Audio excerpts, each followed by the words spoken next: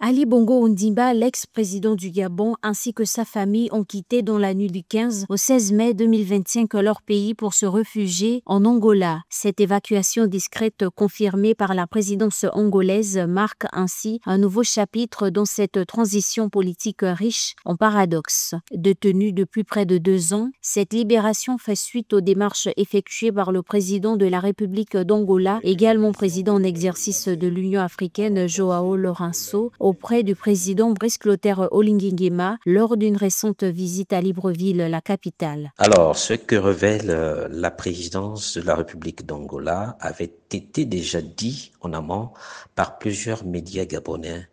La libération de l'épouse et du fils d'Ali Bongo Ondimba, ancien président gabonais déchu.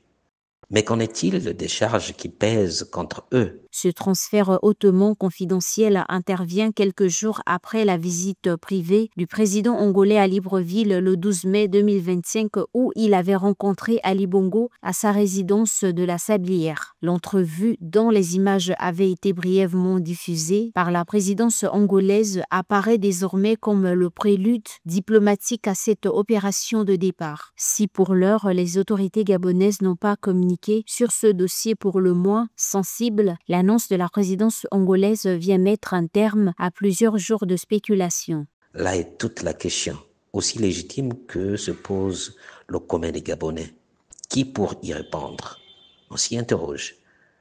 Le ministère public, le procureur de la République en l'occurrence, va sans doute dans les heures qui suivent ou les jours qui suivent éclairer l'opinion et situer les responsabilités de cette libération qui, pour beaucoup de Gabonais, paraît clandestine. Cette annonce intervient 5 jours après la sortie de prison de l'épouse d'Ali Bongo, Sylvia Bongo, et de leur fils Noureddine, longtemps considérés comme les figures centrales de détournement de fonds publics dénoncés après la chute d'Ali Bongo le 30 août 2023.